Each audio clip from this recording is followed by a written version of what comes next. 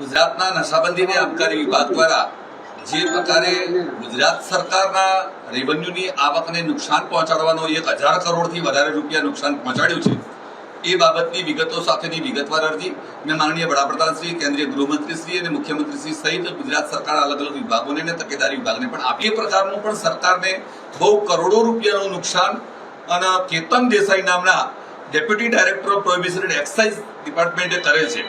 આ કેતન દેસાઈ જે છે એ ઉપરી અધિકારીઓને જેવું જોઈએ એવું પીરસે છે.